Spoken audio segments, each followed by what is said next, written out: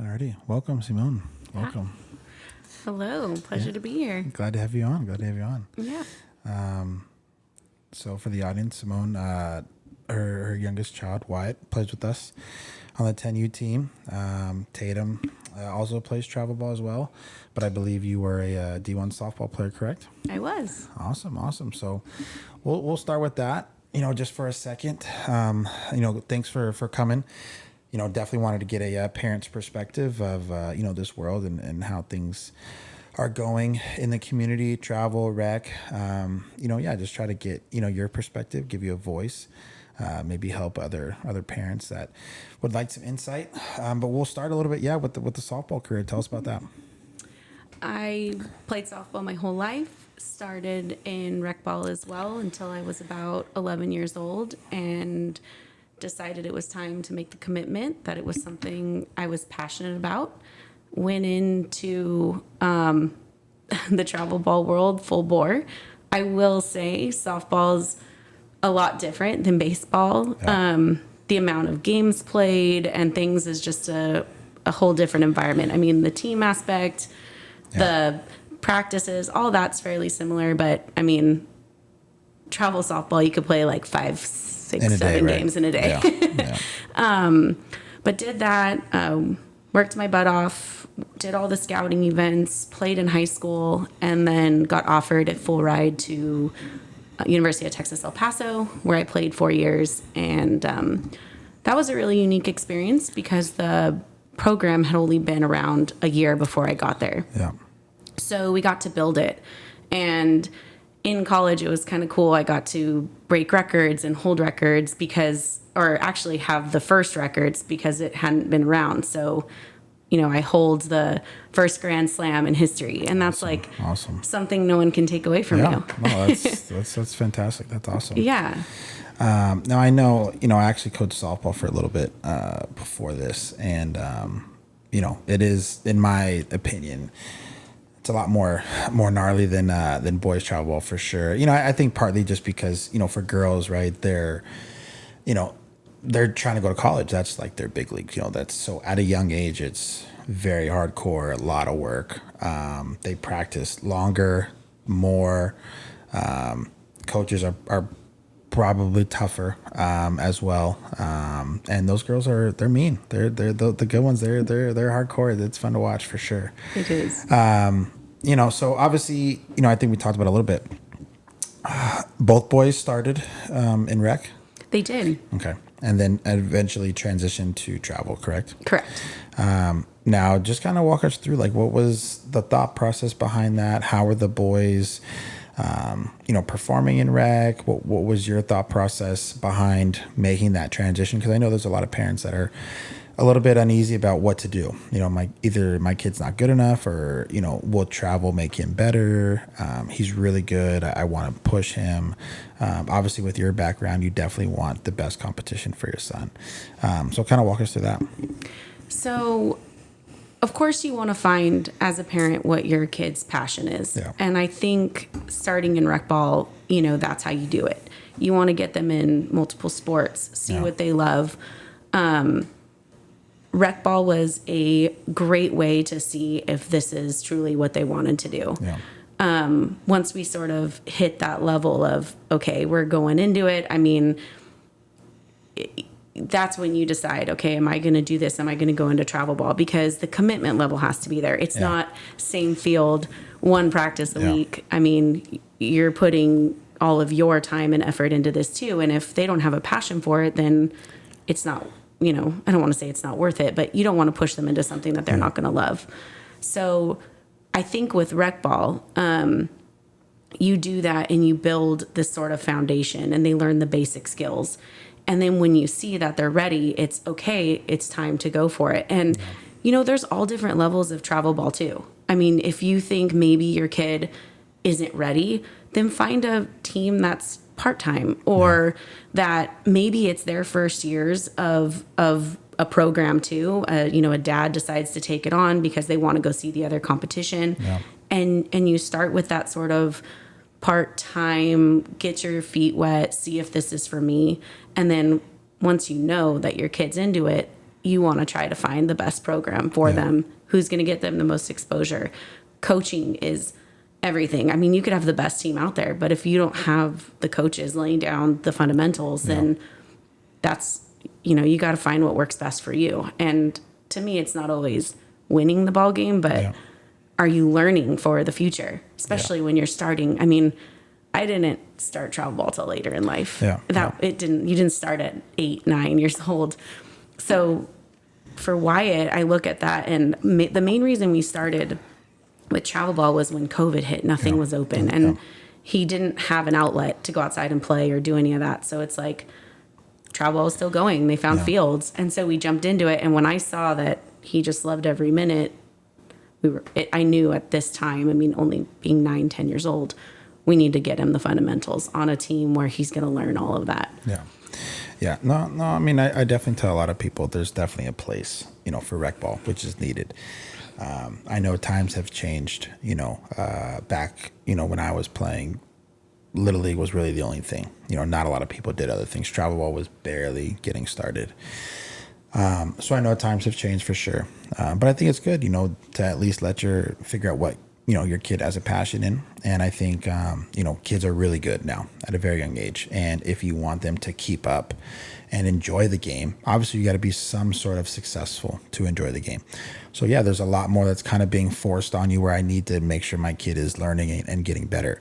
Now I know a lot of parents have different opinions on what's most important when picking a team.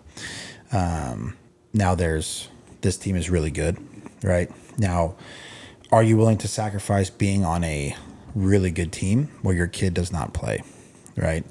Or maybe a little bit of a lesser team, still a good team where your kid is going to learn and grow. Now, obviously, I have my opinion. I think it's a balance, right, of definitely trying to put comparable players together, also put a couple kids that are going to get pushed. You want good players to play with good players, right?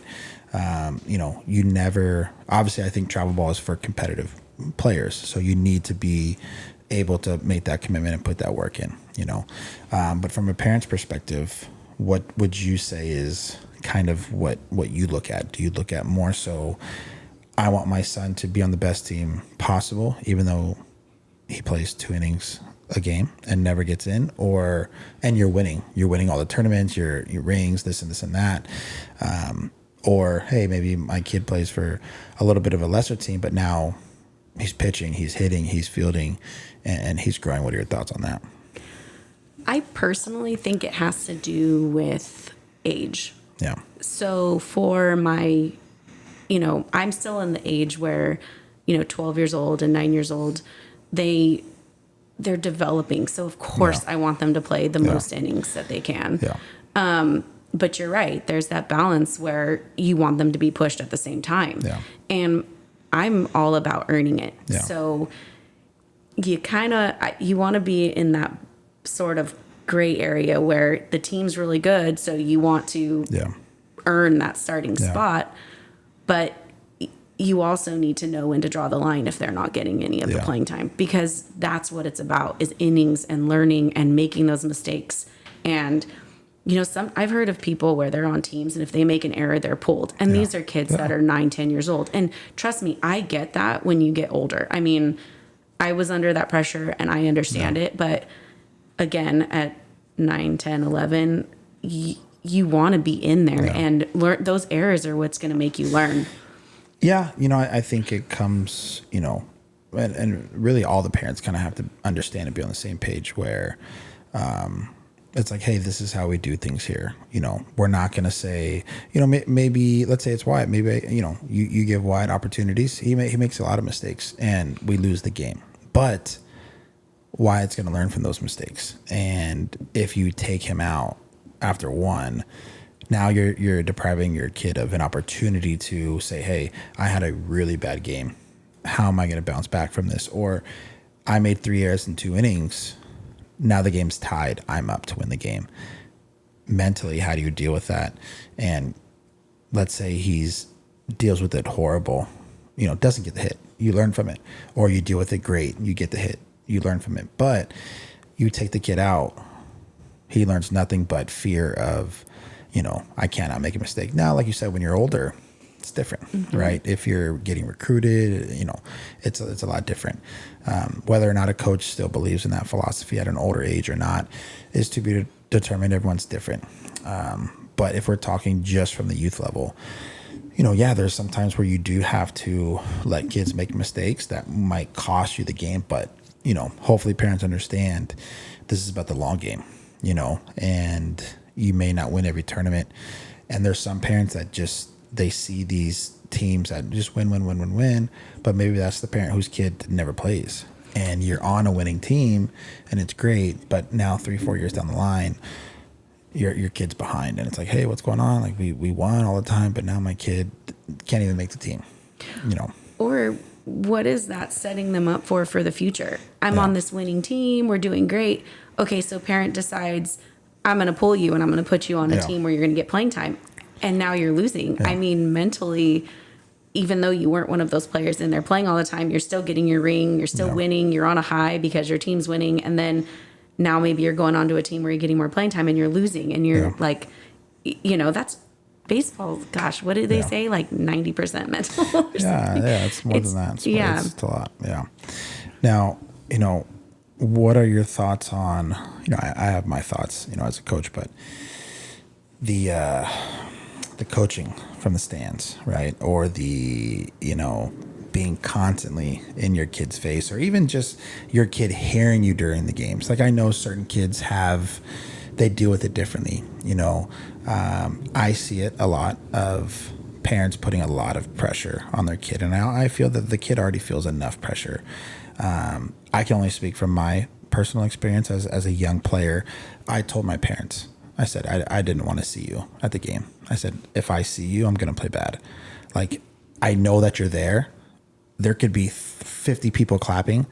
I know it's your clap. Like, I'm your son. I know, like, you could whisper that, good job, Ryan. And I can hear you. Like, but I never wanted to see you as I was playing. I would consciously not look in the stands for whatever reason, right? And they respected that. I would always see my dad in right field, like, okay, he's videotaping over there. He's my dad, whatever. But for me, at least as a young kid, that's how I felt. And I think that was just my way of, like, not putting more pressure on myself, not feeling like I had to perform, for my parents. And some kids are different, right? Depending on your relationship with your child. But I would just say, in general, right? And you watch your son and watch him play, and I'm sure being a player, I can't relate. I don't have a kid playing. But yeah, when he does something good or bad, like, it's hard, I'm sure, to control your emotions and want him to perform. And you're like, we just worked in the backyard last night for 45 minutes on this, and like, you can't do it, But, I always thought, like, hey, which is easier said than done, but like, just let your kid play. I know he works hard. I know it's hard for you not to want to coach him and be in there, but I just think from a coach's perspective, it's like, hey, you pay me to coach. Just let me do my job, right? If you don't like my job, maybe you'll like someone else's, coaching, right? As far as what they do. But, enjoy the game. I always thought this, if you wanted to talk to your son or daughter after the game, talk to them, right? But during the game, do your best to more just not even criticism, but just good job or clap or, let's go boys. Like, doesn't need to be actual any, kid takes a bad swing. Hey, keep your hands up. And, the kid's looking back, like that, which I'm sure it's tough, right? I have my opinions on it, just from my personal experience. But for you, what's that like, in the stands? And are you working on anything on getting better? Do you think you're fine? Do you think, hey, what I'm doing is good? Like, what do you think? I'm definitely a passionate parent. So let's just put it at that. I have two totally different kids. I have an older one that has told me, I don't want you telling me anything on the field. And I respect it. So I don't. I do my best. I do cheer. I do go crazy when they do something great. He doesn't want me telling him anything. So when it comes to his technique and mechanics and things he's doing when he's up to bat or on the field, I respect it. I don't say anything. Wyatt, on the other hand, being younger, he wants that little bit. I mean, I sit at every pitching lesson. Yeah. I sit at every hitting opportunity. I am at every practice. So I think with Wyatt, it's not that he wants, it's not me saying, like, being upset that he struck out or putting him down while he's playing. But when he's pitching, we have little things that I'll say, like, hit the board, make sure you're down and your leg goes down and out. And I cheer for him. And they're, again, two totally different, where Wyatt will make that tiny correction. Like, he'll hear me and do it. But I agree with you. I don't think you should, but it does come out. Well, I think, like I said, I can't relate, right? So I do understand that. But I think it's also good to have that conversation with your child. It's like, hey, do you like this? Does this make you more nervous? And, I'm sure you could tell from your child how he performs, what you're saying, if it bothers him or not. Now, whether or not the parent is going to do their part and accept that, which is, I think, is hard, for some. And I know you want your child to do the best. I want your child to do the best, right?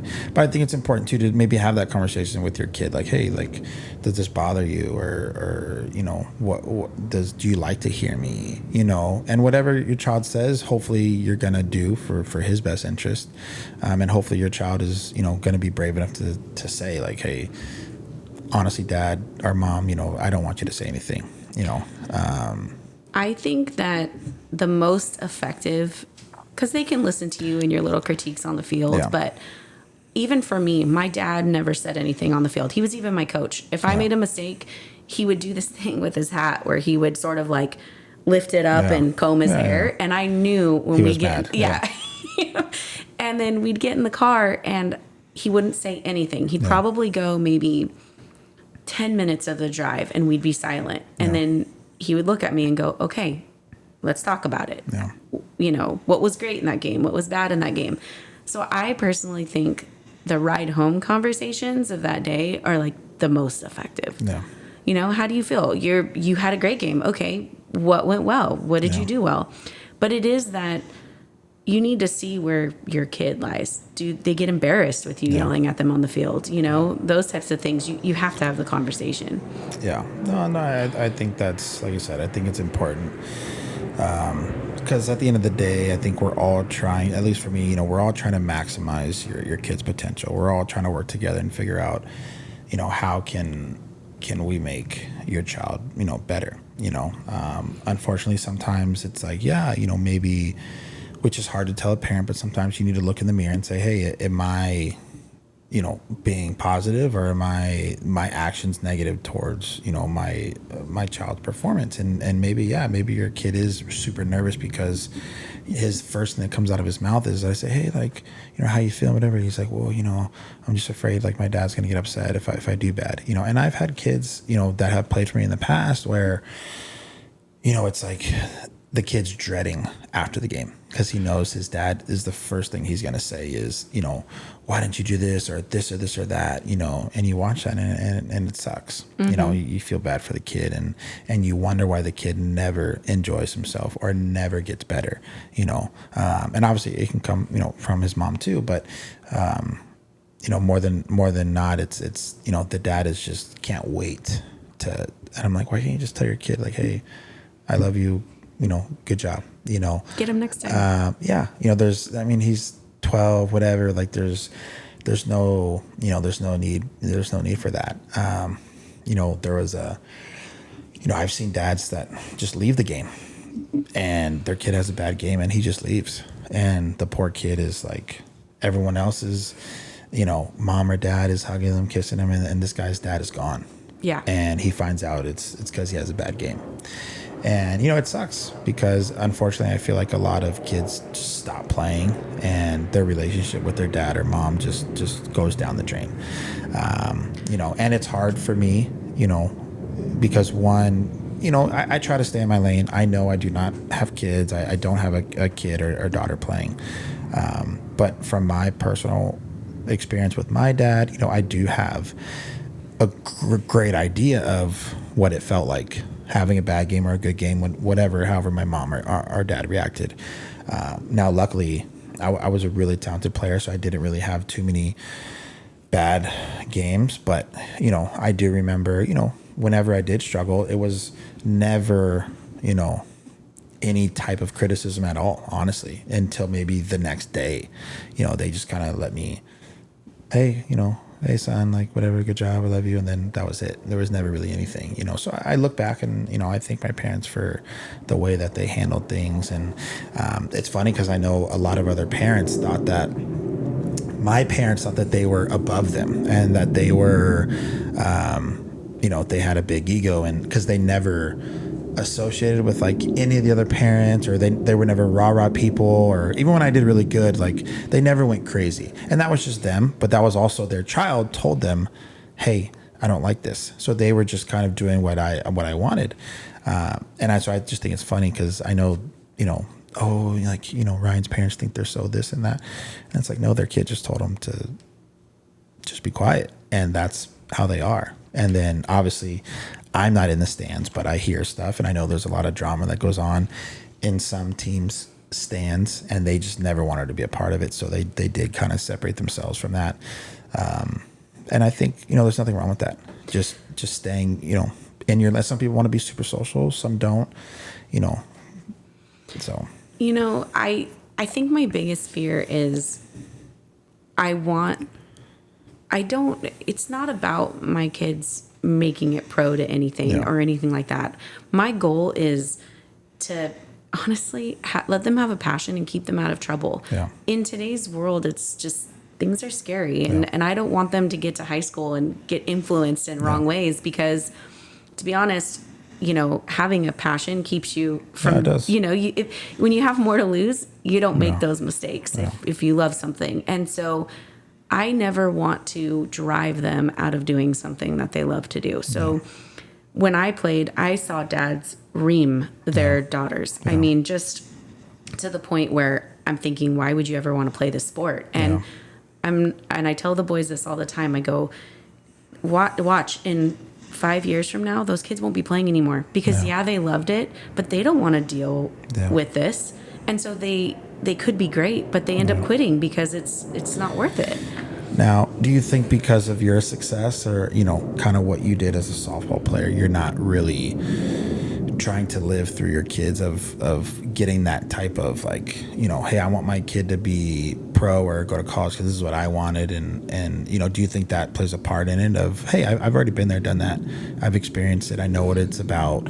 I want my kids to enjoy themselves, but I'm not getting anything out of their success. This is their life, and this is what they want to do. Yeah. We actually raced motorcycles their first, years of life. Nice. That's what they wanted to do. So we did it. Yeah. And then through trying things, that's how we just kind of came up in this. We are a baseball family. My brother played baseball, my dad. So obviously I would hope it would be a passion of theirs, because I loved it, but I was never going to force that on them. And I do see, again, if COVID wouldn't have hit, I don't know that I would have started Wyatt and travel ball as young as I did. Yeah. Because I know the years and how the length of time it takes. And I didn't want him to not love it because I forced him into all of this stuff. Yeah. I think, for some people it's a good thing. For some it's not, because, again, travel ball is supposed to be more commitment, right? There's a lot of travel ball teams where they're just not as committed, which is fine, but they need to understand that, hey, this is not normal. Like, if you play travel ball, you're supposed to be committed. Like, yes, it's a given. You're supposed to get lessons. You're supposed to train. I think there's also, you got also let your kid be a kid. He is 9, 10, 11, 12 years old. He, me personally, I think it can't be 100% just this, right? But, some people that may have played rec that went to travel because of COVID, like you want your kid to play baseball, but realistically, once things get back going, he's not ready for that, right? And you wonder why he's not playing or he's not where he's supposed to be. It's because realistically, this isn't where he's supposed to be. Now I see do it during COVID, but once, things kind of go back to normal, he should probably go back, which I definitely don't think there's anything wrong with that. But I definitely think for parents too, especially like travel ball is not for everybody. It's really not. It's just different, and the expectations, and you get parents that, we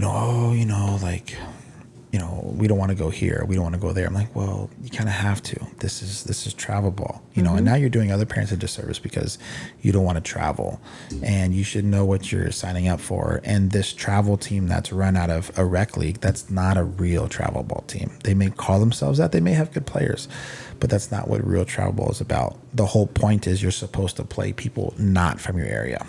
100%. Honestly, you're not supposed to play locally, because there's no point in playing travel ball if you're only going to play locally. Now you're not playing kids that are not local, right? You need to travel to go play better and better teams. So it's kind of unfortunate. You get some parents where you're like, oh, we want to play travel ball, but it's too far. It's like, well, then don't play, or it's an 8 a.m. game. You have to be up at 5. I mean, this is what it signs up to be, and too many other teams try to tell people that that's not what it is. And I'm like, no, that's the point. Like, if our team's good, we do want to go out of state a couple of times. Like, these are things you need to be prepared for. It's not a set schedule. It's a more hectic schedule. Things are last minute. There's no league. There's no guaranteed fields. There's no guaranteed anything, right? Nothing is guaranteed. Nothing is set in stone. Now, you do the best that you can when you're running your program to get things ahead of time, right? But there's a lot of moving pieces. In rec ball, can people just say, oh, you know what? I don't want to play for the A's. I want to go play for the Reds. No, they're stuck with this team all year. Travel ball, 5 kids could leave tomorrow. And you got to figure it out, right? And that's just the nature of it, unfortunately. But yeah, I think, a lot of parents and kids just need to understand what they're getting into. I always tell family, friends, I always tell them, I'm like, I'll be a way better friend in June, I promise, because we can't commit anything. Yeah. I mean, I don't know. Now I feel like things are year round, so I don't know when I can commit to being a good friend. But I always tell them, oh, we'll catch you on this weekend, because I can't make any commitments. Stuff does come up last minute. I mean, I try to tell parents, it's like, unfortunately, just expect to play. Just expect to play almost every single weekend. If something comes up, if a coach says, hey, Ryan, do you want to play on Saturday? And it's Wednesday, it's Thursday. I'm going to ask, hey, do you guys want to play? More than likely, the competitive travel ball players, they will always be available. Yes, we're in. Boom, let's play. They want to play. They want to play. They want to play. And unfortunately, when you get on teams where half the team is committed, now I know personal stuff comes up, right? But when people tell me, oh, we're on vacation, I'm like, okay, well, you obviously don't know the commitment level of what it takes to play travel ball. I don't care what age you are. If you want to play travel ball, vacation is in the off season. That's just, how it is. And unfortunately, there's even high school kids where like, oh, he can't do this. Like, we're going to go on vacation. We're going to Europe for 2 weeks. I'm like, well, I thought your kid wanted to go play in college. Like, there is no more vacation. Like, vacation's over. And you wonder why some kids never make it or don't get to where they want, and they just don't understand the commitment level. So I think, one of the biggest things I would, like I said, just understand the commitment level. Travel ball is not 100%, for everybody. And like I said, just expect to play. I also think a lot of parents use travel ball as like a status. So they don't necessarily, and I don't know how to say this correctly, but it's like, oh, my kid plays travel ball. Well, like to your point, travel ball is supposed to be like a higher level. You're supposed to be traveling. You're supposed to be doing this. But I do feel that there's so many teams and so many different levels that it's... Well, I think a lot of parents make travel ball their identity. Like, I don't want to play for this team because I don't like the parents. Well, is it about you or is it about your kid? Is this the best place for your kid to get better? Yes. But you're going to leave the team because, I can't go drink with these people and I don't like them.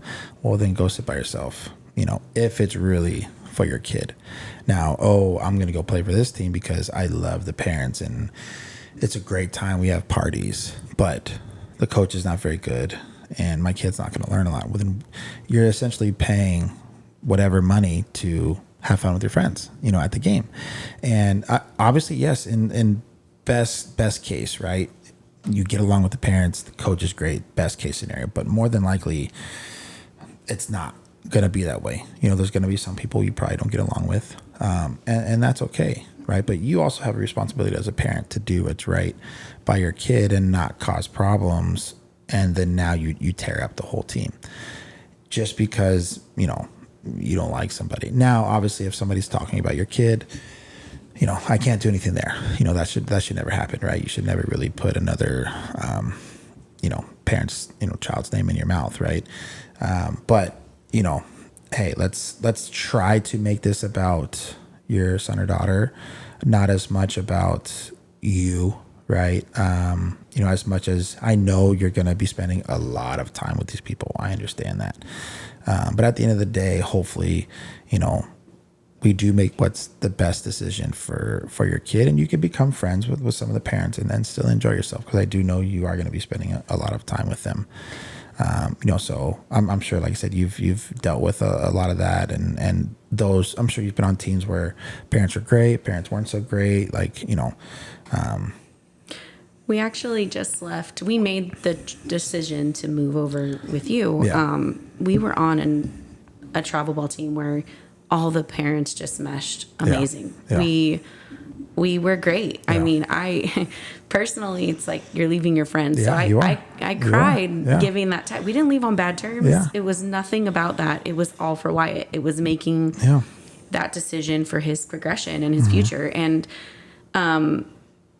having to send that text to the group, like, sorry, we're going in a different direction. We're leaving the team. That was tough. It was, but again, you do it for your children. Yeah. That's why. I mean, I could have stayed there. We could have stayed there and had a great time, but would it have been best for Wyatt? And I think we made the right decision. Yeah. Whereas I've been on teams, we've kind of only had one bad experience with my older one, and we just didn't mesh. And it wasn't me with the parents. Yeah. It was, Tatum on the field with his teammates. And so we had to make that choice and leave. Yeah. I mean, some situations just, it's not a fit, right? Mm-hmm. And it's not personal. But sometimes, it's just, this just doesn't, my kid's not enjoying himself, or he's not getting better. I just don't think, he connects well, as much as I like to think, I'm a great coach and great motivator, but sometimes kids just, you can't connect with everybody, and I understand that. And I'd like to help everybody, but unfortunately it's just not like that. Some kids I just can't connect with, and I try my best, and every kid's different, right, of how to coach them and trying to figure that out. But, some people, they just cannot, I cannot connect with them, but, another thing too is, I think, especially in travel ball, where you can leave so quick, right? There's tons of teams. You can always find another team. I always try to tell parents that, listen, we may be friends. I like you. You're not always going to like every single decision that I make. We're not always going to agree. And I just hope you're never going to be in a situation where everything is perfect. I love the tournaments we go to. I love the timing.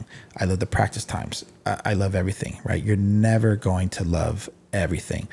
And I think, unfortunately, there's so many teams and people are just so quick to leave when one thing is not necessarily what they like. It's, what, I'm gone, and it's unfortunate, and obviously it's hard to run a program, a team, when everyone is just so quick to, oh, boom, we're gone. Oh, you know what? I don't like this. We're gone.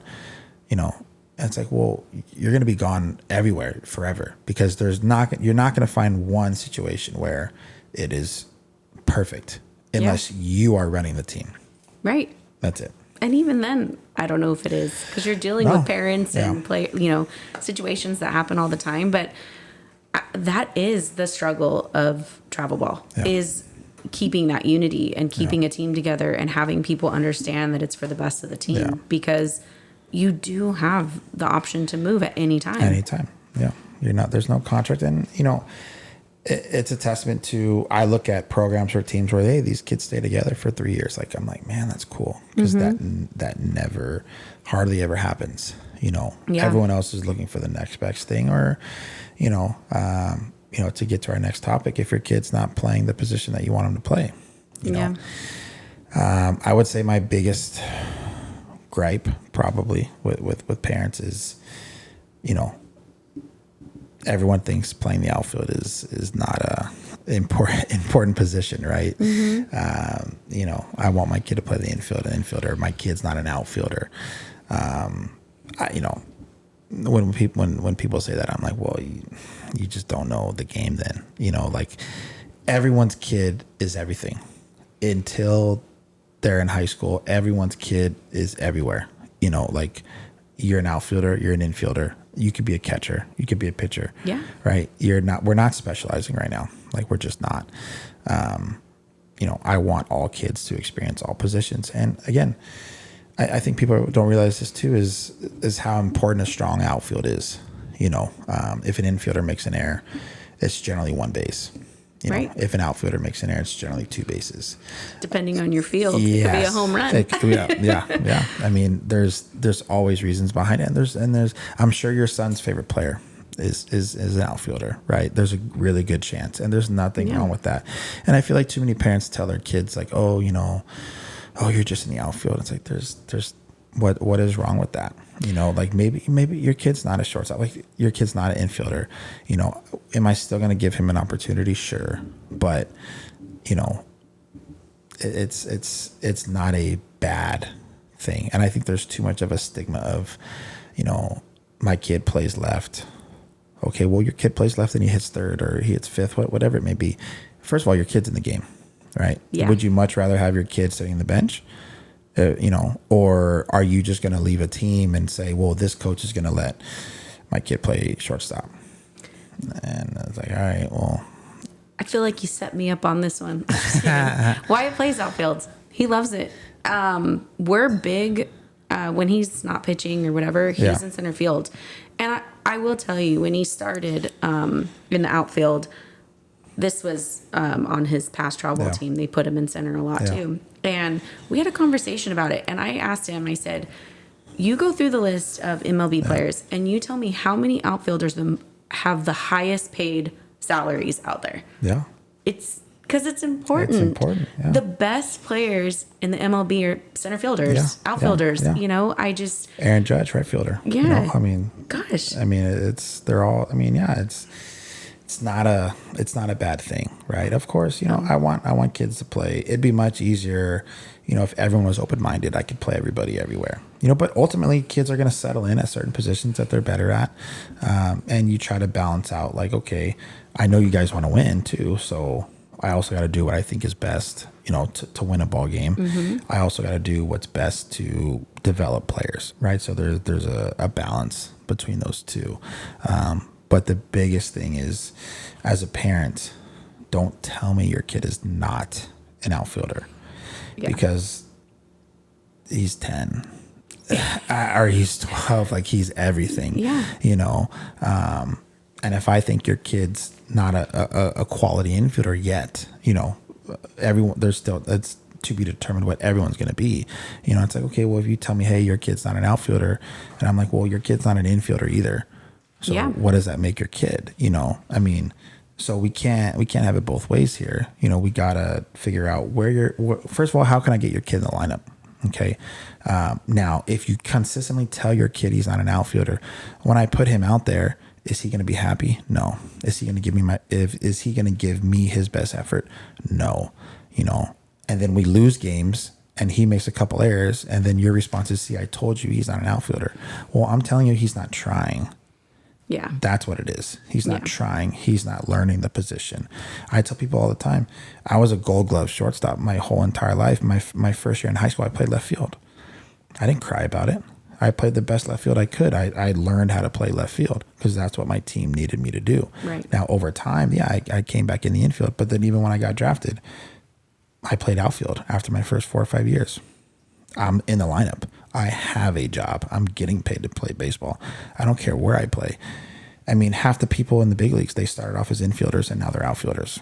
You know, I mean, Mookie Betts, he was a second baseman. Now he's an outfielder. You know, all those guys. I mean, most of the guys in you know, Bryce Harper, he was a catcher, third baseman. Now he's an outfielder. Yeah. You know, so it's not a bad thing. You know, it's just not. And honestly, when I was going through it, my coaches for travel ball would always tell me, pick multiple positions, pick 3, learn, pick as many as you can, because when you get to college, it's not going to matter where you're playing. No. It matters that you're in the lineup and you're starting. Yeah. That's what you want. And they're right. And a college player, they're not going to say, oh, I'm taking her and she's only going to play third base. Mm-hmm. They want to look and say, where is she going to fit on my team? No. Well, I mean, if my 3 best players were all outfielders, I'd have a really good team. Yeah. A really good team. How many games that we lose because kids can't hit a cutoff, or kids can't throw to a base, or kids can't catch the ball, or kids can't cut off a ball that's hitting the gap, and my outfield is slow. You know, I mean, I lose more games because of outfield than I do infield. You know, I can figure out how to make an infielder keep a ball in front and put your body on it and make a play. You may not be the greatest infielder, but if my 3 best athletes and players are outfielders, we're gonna probably win more at the youth level than if my best players are the infielders.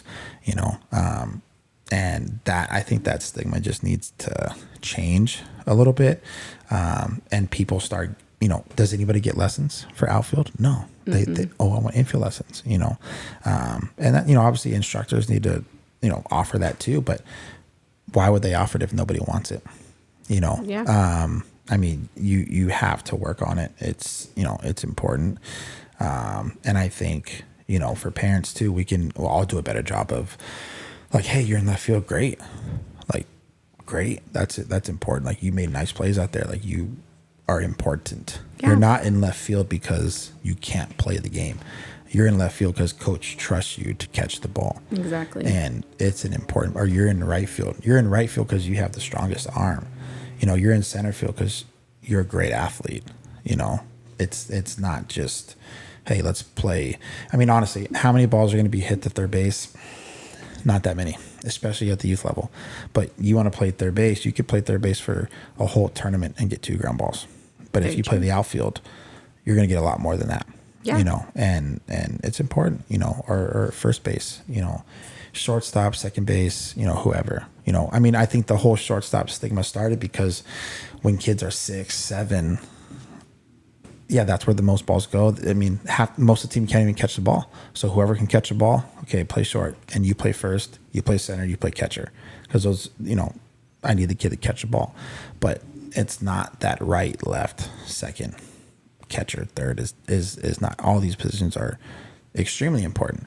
And again, you know, it's like, let's not make this situation more difficult than it needs to be, you know. Yes, I want to hopefully please as many people as I can. But again, I did play professionally. I do have an idea of how to grow players. This is what I do for a profession and for a living. You know, unless your resume is similar to that, like I said, just politely let me do my job. I promise you your player or your son will be a better baseball player when I am done, you know, working with him, you know, and it may not, but what if you've been talking bad to your kid this whole time, but what if your kid loves right field? Exactly. Like you're like, oh, right field, you know, but inside he's like, Dad, I actually like playing right field, you know.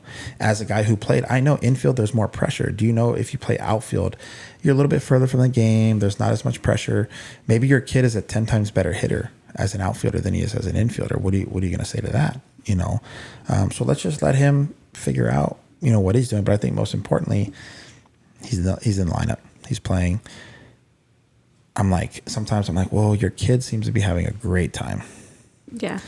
Why are we having a conversation here if, you know, your kid's hitting, he's playing, he's having a great time. What more do we want, you know? I think that stigma comes from, honestly, it's like from rec ball, right? Yeah. So, no, yeah, you're probably right. Like you brought it up when they're 6 years old. Yeah. The best player is probably the shortstop because that's where all the balls go. So when you're making that transition, to travel ball, you have to know that it's the next level. Yeah. So it's not about playing shortstop. You have to think about all those things you just mentioned. It's being in the lineup. It's having a fun time. It's finding where your kid plays the best. Yeah. You know, has what positions do they like? Because a lot of times it's the parents. Oh, my kid's this. Well, you know, I think I have positions where I think my kid does well. And honestly, when we moved over to travel ball, the first couple times playing outfield, I'm like, oh, I don't know if he's this. Yeah. And then watching him sort of evolve and Well, your kid may not be right now. Right. Right? Like, yeah, he's not an outfielder. Well, he's not an outfielder because I guarantee you you're telling him he's not an outfielder. And then two, he's probably not good at it right now. But do you work on it? No. You probably just only work on infield, right? Maybe if you worked on it and you said, hey, son, like, this is a really important position. Like, you're a great left fielder. I'm sure his confidence would go up. He would enjoy it and take pride in it and say, hey, look at this left fielder. He's a Hall of Famer. Like, this guy played left field or this guy played right, whatever, you know. But I mean, I was a shortstop my whole life, and then I got to pro ball, and immediately, you're a second baseman. Yeah. I'm like, well, okay. Well, I haven't played this side of the field before. I loved it. Yeah. I was like, I love second base. And then, hey, Ryan, you're going to play third base. I'm like, well, I've never played third before. And then I played it. I'm like, I love third base. Now I'm like, listen, I don't care where you put me. When I played outfield, center field, I'm like, okay, really? Like, okay, I'm not going to play infield anymore. But then I'm like, man, this is fun. Like, I get to talk to the outfielders. Like, it's not as stressful. I mean, you're just out there, like, boom, balls hit, like, I love it, So, I mean, you just don't know until you do it, but your mindset really dictates everything, I agree with you. And I also think that, like, and maybe it is because I played or whatever, my mindset might be a little different than other parents, but if I see that my kid's going to be playing outfield, when we practice on our own, I'm going to hit him a ton of fly balls because if that's where he's going to fit on the team and that's where he's going to be in the lineup, then I'm going to work him really hard at that position and try to teach him to do those things or give him extra work doing that. Because I think my mentality is a little bit different. You want your kid to play and you want him to be in those positions that you think he is. Like, for me, pitching's a big deal. Yeah. So if my kid wasn't pitching, maybe I'd have a different outlook on it. But if he's going to pitch and learn how to play center field, then I'm going to make sure he's not going to make those errors in the game. Get him as much, reps as I can. So. Yeah. No, I mean, why it's a strong pitcher and he's going to get his opportunities. And I think for a parent too, you just got to be realistic. Just be realistic about where your kid is. I never want to be put in a situation to have to be like, listen, it's hard to tell a parent your kid's not very good. Nobody wants to do that. And I try to tell them he may not be very good right now. It's not that he won't ever be. Obviously I played at a very high level. There's kids that are, men now, but guys I played with that were horrible when they were up until 12 years old. They were not very good. And this guy still got drafted. So I'm never anyone to tell somebody your kid is never going to accomplish whatever he wants to accomplish, or he may not be the best player at this moment, but I also deal with mostly youth level kids. So really, it's not really fair to tell a kid. I mean, even if I don't think, this kid is ever going to be a shortstop, like, I don't know, maybe you could, dude. I really do not know, until you get older, into the teens, 15, 16, 17, you don't really know. So it's, hey, let's expose this kid to everything. Ideally, what he likes the most, he's probably going to be good at. But that doesn't mean if you just change his mindset about a couple of things that he's not going to enjoy this as well. Because ultimately, you're not going to enjoy baseball unless you're being successful. It's true. But I do think that, to touch on a little bit of what you said about telling a kid maybe they're not good or whatever, but I do think that that's an important part of what we're doing. So you don't want to put a kid, set them up for failure, right? No. So if they're not a good fit, you have to have those hard conversations. But I think that bigger picture, that's setting them up for what happens in life. Yeah. And you're not always going to achieve everything. You're not always going to be a good fit here. You're not, there's heartbreak all the time with not getting the position you wanted. Yeah. You know, you Yeah. go on an interview, you didn't get it. It's Yeah. the same thing when you're trying out for these teams. Yeah. So No, yeah. it is, obviously I'd love to help everybody and coach everybody, but some kids, they're just not ready, and, I try to relay that message as, hey, your kid right now is just not ready. I mean, there's a lot of kids that I think have tremendous talent, but they're just not ready for this level yet. Cause I can't put kids out there that are just not ready. Cause now I'm doing a disservice to the other kids Exactly. that want to perform and they can't perform because, this kid can't catch the ball. Right. So it's like, hey, I think your kid has talent. I don't know if I'm going to have enough time to allow him to develop yet. And that's a struggle, right? Because at least, for me, I have a big heart. I want to try to help everybody. And sometimes it's to a fault, but trying to balance that out and try to tell parents, hey, your kid loves the game. That's most important. He loves the game. I don't think he's going to be a fit here or at this position. He's not ready yet. We're still going to work at it if that's what he wants to do. But ultimately, I'm not going to put him there if, he's going to hurt us like that bad. If he is like, okay, I can't put him there yet. Let's do some more work. I think in time, if a parent's like, hey, I want to have a conversation. I really want my kid to play this position. I'm like, okay, like I hear you. I'm going to be honest with you. I don't think he's ready for that. Now that's my opinion, may not be yours. I want to give him every opportunity to play his position. So I'm going to give him some opportunities and he needs to work hard in practice. Now, whether or not he makes the most of those is going to determine, how this goes further.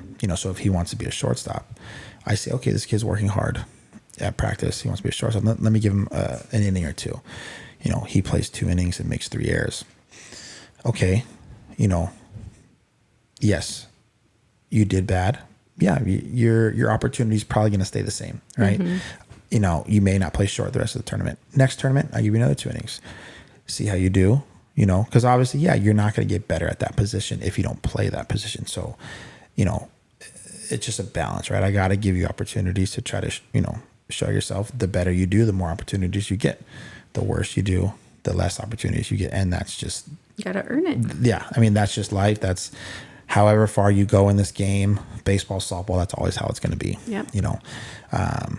And two, also, if we're winning by a lot, that's a good time for me to give a kid an opportunity.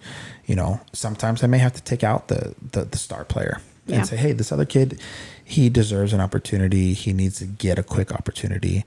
We're up by 15, boom. And then here you go, but definitely, yeah, it's like you want to, and I think the kid, he's going to get more out of it. If he's like, you know what, I wasn't this by the end of the year. Now I'm the starter. And I earned that, and that felt really good. And he learned that, hey, I put in this much work, and this is where it got me. So let me put in more work, and hopefully it can get me even further, right? Which I think is very important. And the last kind of thing I wanted to touch on too is the importance of being a part of a team. A lot of people hop around, and I think parents kind of forget about there's something to being a part of a team that you're neglecting your kid from getting, so I don't know how you feel about that. I absolutely agree with that. I don't think that you throw a bunch of guys on the field and they instantly mesh. That's not how it works. Yeah. It's through practices and longevity and the relationships that you build. If you can get on the right team where the coaching is amazing and your kids are learning, and then you can put this group together and they actually stick it out for a few years, you watch that bond build, and that's just as important. I mean, you want your kids to love it. Well, their best friends are out there on the field, and they've gone through battle together and they mesh. I mean, you constantly move your kid. They're not going to get that feeling. No, they're not going to get those best friends. Yeah. And I have friends that I played with when I was 12 years old that I'm still best friends with. And it was through that longevity, of maintaining those friendships and creating that bond and playing out there on the field. I mean, you're probably with your teammates more than you are your family at some point. Yeah.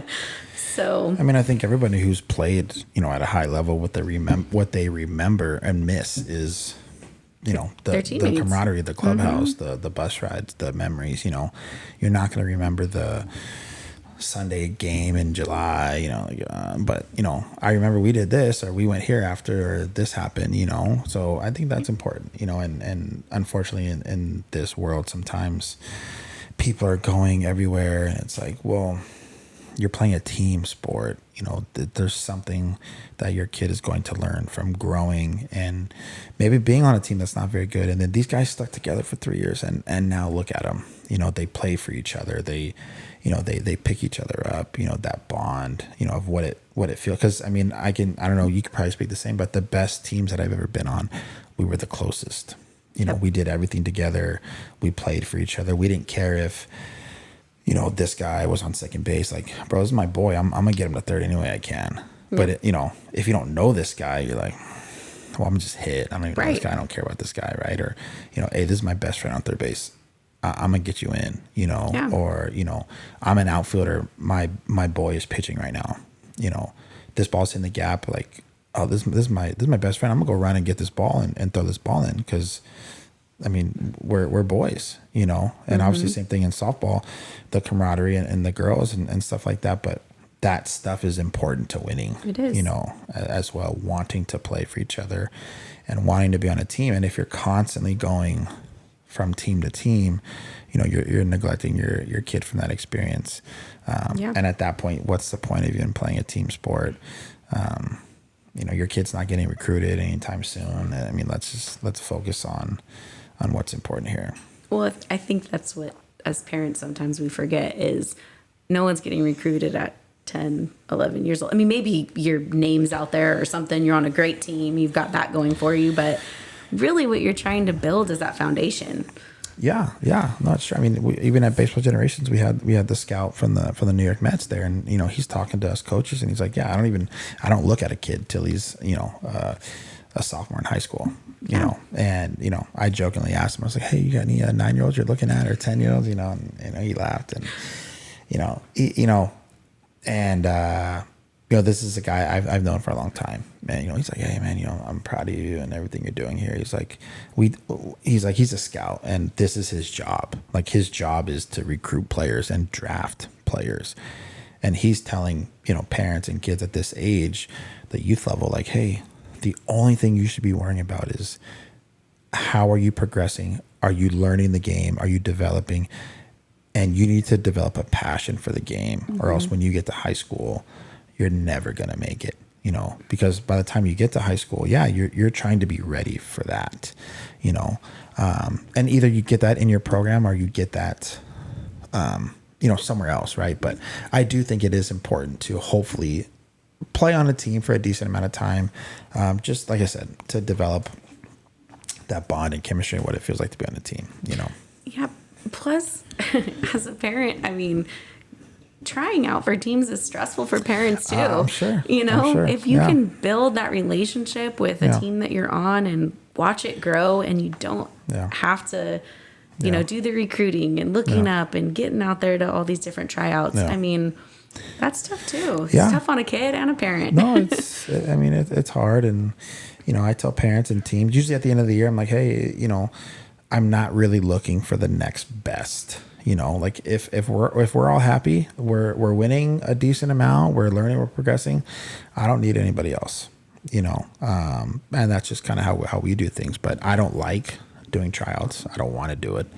I have to, unfortunately, but if I can not do as many as possible, then I'm not going to do it. If everyone's learning. And I mean, the only really time I have a problem with the kid is if I think he's just not working and he's not progressing, because I know we do a lot of practice. We practice a lot.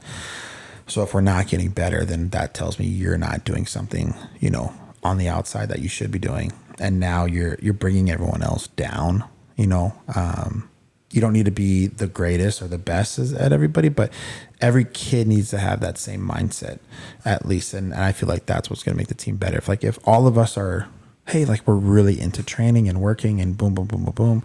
Like you can tell, like, your teammates are training, getting better. And that's what it's all about. Everybody doesn't need to be on the exact same playing field, but mentally, if we're all in the same place and there's not like 3 or 4 people that are like, I kind of want to be here. Like, I don't really want to train, or I don't want to play this weekend. Like we're going to go to Mammoth or something like that, And I tell people all the time, like, there's nothing wrong with that.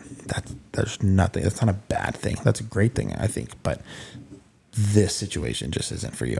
Yeah.